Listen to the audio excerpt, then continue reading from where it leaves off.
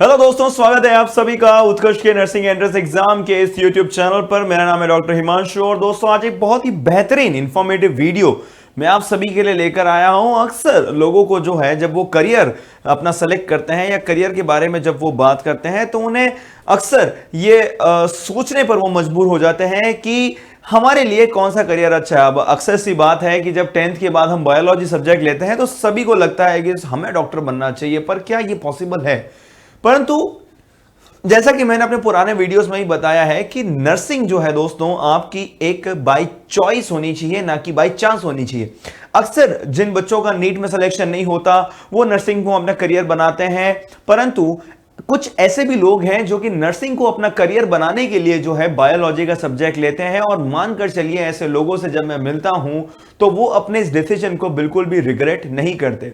जी हां दोस्तों, आज हम बात करने वाले हैं नर्सिंग करने के बाद में आपके पास कौन कौन सी गवर्नमेंट जॉब्स की अपॉर्चुनिटी रहती है या क्या क्या आपके पास जो है दोस्तों करियर ऑप्शंस रहने वाले हैं, जिसे कि आप फुल टाइम करियर ऑप्शन के रूप में इस्तेमाल कर सकते हैं और एक बेहतरीन अपनी लाइफस्टाइल बना सकते हैं। तो दोस्तों मोटा मोटा अगर मैं कहूं तो बेटा नर्सिंग करने के बाद में आप एक सेंट्रल एग्जाम देने के बाद में, नर्सिंग का जो है एग्जाम देने के बाद में आप जो है एक स्टाफ नर्स, एक नर्सिंग ऑफिसर और भी बहुत सारी बेहतरीन पोस्ट के लिए क्या होते हैं दोस्तों, एलिजिबल होते हैं। हम ये भी बात करेंगे कि यदि आपने बीएससी नर्सिंग किया है तो आपके पास क्या क्या ऑप्शंस हैं, और यदि आपने जीएनएम या एएनएम किया है तो उसके लिए आपके पास क्या क्या ऑप्शंस हैं।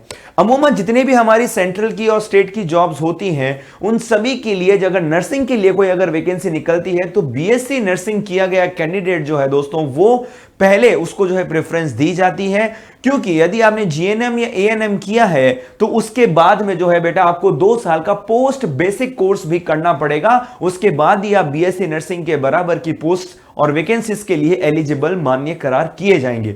अब देखिए, सबसे पहले और सबसे ज्यादा फेमस और सबसे ज्यादा जो है बेटा पूछी जाने वाली और की जाने वाली जॉब या सबसे ज्यादा डिमांड में रहने वाली जॉब जो है नर्सिंग के बाद में, वो है एम्स के अंदर नर्सिंग ऑफिसर की जॉब।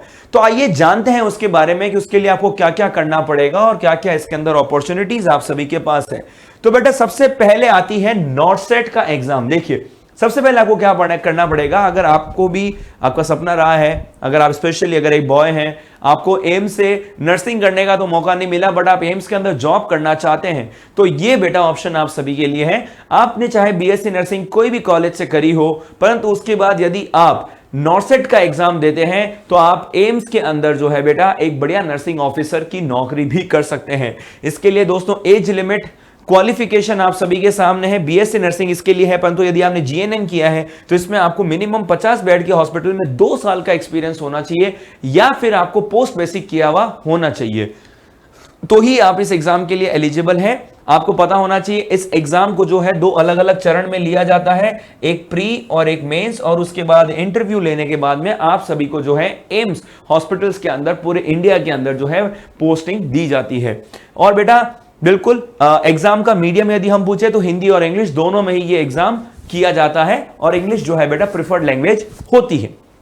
ठीक है, इसके अंदर यदि हम सैलरी की बात करते हैं तो दोस्तों मिनिमम अगर आप बोल के चलें यहां पर नर्सिंग ऑफिसर की जो सैलरी है वो कम से कम जो है बेटा 60 से 80 हजार के बीच में शुरुआत होती है, और एक एक्सपीरियंस्ड नर्सिंग ऑफिसर की एम्स के अंदर सैलरी 1.5 लाख तक भी जाती है। ये खुद मैंने देखा है, तो उनका लाइफस्टाइल भी बहुत ही अच्छा हो जाता है। तो बिल्कुल यदि आप बीएससी नर्सिंग करते हैं तो बहुत ही बेहतरीन ऑप्शन जो है आप सभी के पास होता है। वहीं पर यदि मैं आगे बढ़ता हूं तो अगला यहां पर जो है वैकेंसी निकलती है सेंट्रल लेवल पर, वो है बेटा Sanjay Gandhi post graduate institute. यहां पर आपको एक ग्रेड 2 सिस्टर की जो है बेटा पोस्ट निकलेगी, और यहां पर इसकी एज लिमिट जो क्राइटेरिया है बेटा वो है 18 से 40 साल। क्वालिफिकेशन की यदि मैं बात करूं तो वही आपकी बीएससी नर्सिंग है। यदि आपने जीएनएम कर रखा है तो 2 साल का एक्सपीरियंस भी आप सभी को होना चाहिए। एग्जाम पैटर्न की अगर मैं बात करता हूं तो 100 क्वेश्चंस आपको देने पड़ेंगे, 100 मार्क्स का ये पेपर होगा और 120 मिनट आपको दिए जाएंगे। पेपर का मीडियम जो है बेटा दोनों रहता है, ये भी आपको ध्यान रखना है। उसके बाद में दोस्तों हम बात करने वाले हैं बहुत ही शानदार जॉब की। यदि आप रेलवे में जॉब करना चाहते हैं and as a nursing officer या एज ए स्टाफ नर्स यदि आप काम करना चाहते हैं तो बेटा रेलवे भी आप सभी के लिए हर साल अपॉर्चुनिटी लेकर आता है, जहां पर आरआरबी स्टाफ नर्स के नाम से ये एग्जाम होता है। इसकी भी एज लिमिट जो है बच्चों 21 से 40 साल के बीच में रहती है। सेम क्वालिफिकेशन है, मार्किंग स्कीम पैटर्न सब कुछ सेम है, बस समय यहां पर जो है 90 मिनट का ही दिया जाता है। तो बीएससी नर्सिंग करने के बाद में आप इस ऑप्शन की ओर भी अपना रुख कर सकते हैं, जहां पर हर साल बहुत सारी वैकेंसीज आती है और स्पेशली रेलवे जैसे बहुत ही बेहतरीन डिपार्टमेंट में आपको एक नर्स की नौकरी करने का मौका मिलता है। आगे बढ़ते हैं दोस्तों, ईएसआईसी स्टाफ नर्स की बात करेंगे तो इसमें भी आपकी age limit, qualification criteria, exam pattern and जो एग्जाम का मीडियम है ये आप सभी के सामने है। ईएसआईसी का ये एग्जाम स्टाफ नर्स की पोस्ट के लिए लिया जाता है। उसके बाद में अगला एग्जाम आता है दोस्तों नवोदय विद्या समिति यानी कि एनवीएस के लिए स्टाफ नर्स का जो एग्जाम होता है दोस्तों, इसके अंदर भी आपको एग्जाम देना पड़ेगा। पेपर पैटर्न जो है वो आपका 150 क्वेश्चन 150 मार्क्स कैरी करता है और 150 मिनट ही आपको दिया जाता है। यदि आप पूछ रहे हैं कि सर इसमें क्या 11-12 पूछी जाती है क्या, नहीं, इसमें 11-12 नहीं पूछी जाती है। इसके अंदर जितना भी आपने बीएससी नर्सिंग करते वक्त जो भी करिकुलम जितना भी चीजें आपने पढ़ी है वही सारी चीजें जो हैं एमसीक्यूज के माध्यम से इन सभी एग्जाम्स में आप सभी से पूछी जाती है।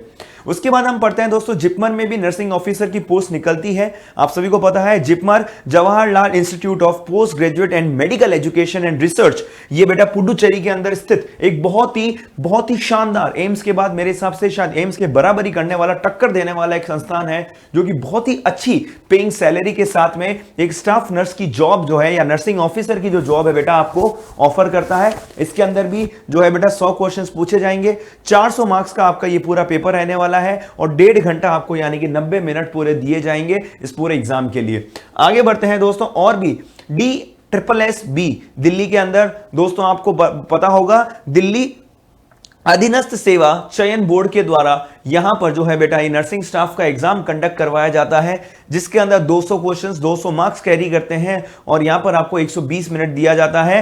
एग्जाम जो है बेटा ये आपका दोनों माध्यम में होता है, परंतु ध्यान रहे कि यहां पर जो एग्जाम का लेवल है वो कैसा रहता है, वो बहुत ही इजी टू मॉडरेट लेवल का आपका एग्जाम रहता है।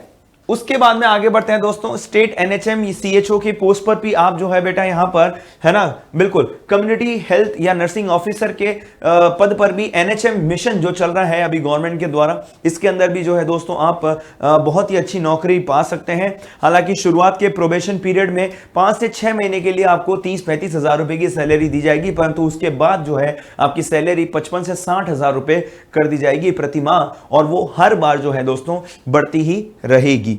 उसके बाद में हम बात करते हैं यूपी पीएससी स्टाफ नर्स की हम बात कर रहे हैं। यहां पर भी बेटा आपका एग्जाम जो है उत्तर प्रदेश सरकार के द्वारा यहां पर एग्जाम का पैटर्न जो है दोस्तों यहां पर रखा गया है, बिल्कुल सही 170 क्वेश्चंस 85 मार्क्स और 120 मिनट आपको पूरे दिए जाते हैं। आगे बढ़ते हैं दोस्तों, उत्तराखंड का ये पेपर है यूबीटीईआर स्टाफ नर्स के नाम से है दोस्तों। इसके अंदर भी दोस्तों क्वालिफिकेशन क्राइटेरिया सेम ही रहने वाला है। एग्जाम पैटर्न जो है इसमें थोड़ा सा चेंज है, 200 क्वेश्चन 200 मार्क्स और 3 घंटे का पूरा समय जो है आप सभी को दिया जाता है। लास्ट में दोस्तों मैं आप सभी को यही कहना चाहूंगा कि जितने भी हमारे नर्सिंग ऑफिसर्स हैं उनकी मिनिमम सैलरी यदि मैं बात करता हूं तो शुरुआती दौर पर यदि हम सेंट्रल की बात करते हैं तो सेंट्रल के अंदर ये सैलरी जो है दोस्तों शुरुआती तौर पर 60 से 80 हजार से शुरुआत होती है, जो आगे एक्सपीरियंस के साथ बढ़ती रहेगी। स्टेट के अंदर जो है दोस्तों एक बार 30 से 40 हजार पे शुरुआत होती है, जो कि 50 से 60 हजार तक जाएगी after the probation period. Staff nurse की यदि मैं बात करूं प्राइवेट के अंदर जो है दोस्तों उनकी 10 से 15 हजार से 20 हजार रुपए सैलरी रहने वाली है और अगर हम बात करते हैं तो 30 से 40 हजार रुपए गवर्नमेंट के अंदर भी इनकी सैलरी अच्छी खासी आपको मिलने वाली है। अब ये तो हो गई बात यदि आप मेडिकल फील्ड से जुड़कर रहना चाहते हैं। नॉन मेडिकल फील्ड में आपके पास क्या क्या ऑप्शंस रहते हैं, तो सबसे पहले बेटा आप हायर एजुकेशन की ओर जा सकते हैं, आप एमएससी कर सकते हैं, आप पीएचडी कर सकते हैं, आप एमफिल कर सकते हैं। और यदि आप फॉरेन जाना चाहते हैं नर्सिंग करने के बाद में तो इन एग्जाम्स को आप टारगेट कर सकते हैं और फॉरेन के अंदर भी बेहतरीन आगे की ओर प्रशिक्षण पाकर और नौकरी करने का जो मौका है वो आप सभी के लिए इंतजार कर रहा है। लास्ट में बेटा यदि आप ट्यूटर बनना चाहते हैं, यानी कि आप एक अच्छा शिक्षक हैं, आप एक अच्छे तरीके से चीजों को पढ़ा सकते हैं, बता सकते हैं, आपको टीचिंग का शौक है, आप मेडिकल फील्ड से जुड़कर टीचिंग करना चाहते हैं, तो दोस्तों ये ऑप्शन आप सभी के पास है। यहाँ पर प्राइवेट एंड गवर्नमेंट कॉलेजेस के अंदर जो है दोस्तों एग्जाम देकर या फिर जब वैकेंसीज निकलती है तो उसके अंदर अपना आवेदन दे सकते हैं, परंतु ध्यान रहे उसके लिए आपको सिर्फ और सिर्फ बीएससी नर्सिंग से काम नहीं चलेगा, आपको साथ के साथ एमएससी नर्सिंग भी एमएससी का भी जो है बेटा कोर्स करना पड़ेगा और आगे जाकर आप पीएचडी भी कर सकते हैं, जिससे कि आपकी जो है बेटा क्वालिफिकेशन और ज्यादा बढ़ जाती है। लास्ट में आता है कम्युनिटी हेल्थ ऑफिसर। यहां पर आप ग्राउंड लेवल पर जो है काम कर सकते हैं। विभिन्न प्रकार के जितने भी हमारे पीएचसी सीएचसी होते हैं उसके अंदर आप नर्सेस के हेड होते हैं। यहां पर आपके अंडर काफी सारे एएनएम जीएनएम और दूसरे नर्सेस जो हैं आपके अंडर काम करते हैं। तो एक बेहतर जो है दोस्तों आप हेल्थ केयर फैसिलिटीज जो है ग्राउंड लेवल पर प्रोवाइड करवा सकते हैं और ये बहुत ही बेहतर और एक नोबल प्रोफेशन है। लास्ट में मैं यही कहना चाहूंगा, अगर आप बिल्कुल नर्सिंग नहीं भी किए, अगर आप नर्सिंग कर लिए हैं उसके बाद में और क्या क्या ऑप्शंस हैं नर्सिंग के अलावा, तो वो है बेटा आप सभी को सिविल सर्विसेज है। आप स्पेशलाइज्ड नर्स बन सकते हैं, फ्लाइट नर्स बन सकते हैं, मिलिट्री नर्स बन सकते हैं, यानी कि आपके पास बहुत सारे ऑप्शंस हमेशा खुले रहेंगे। आप यूपीएससी का एग्जाम दे सकते हैं, आप स्टेट पीएससी का एग्जाम दे सकते हैं, आप आर्मी में जा सकते हैं, आप एमएनएस का एग्जाम 12th के बाद देकर यदि आप मिलिट्री से यदि आप जो है नर्सिंग करना चाहते हैं और मिलिट्री हॉस्पिटल्स के अंदर ही नौकरी करना चाहते हैं तो बेटा आपको एमएनएस का एग्जाम देना पड़ेगा। उसके ऊपर भी जो है डिटेल्ड वीडियो आप सभी तक जरूर लाई जाएगी। तो दोस्तों ये तमाम जानकारी थी हमारे जितने भी नर्सिंग स्टाफ हैं और जितने भी हमारे नर्सिंग कर रहे स्टूडेंट्स हैं या जो स्टूडेंट्स जो है नर्सिंग अपना करियर चुनने वाले हैं या चुनने जा रहे हैं या फिर जो अभी के अभी जो है बायो का सब्जेक्ट लिया है, उन सभी के लिए इंपॉर्टेंट इंफॉर्मेशन है आगे के लिए आपका रोड मैप बनाने के लिए। आई होप आपको ये इंफॉर्मेशन अच्छी लगी होगी और यदि ऐसा है तो please do and like this video.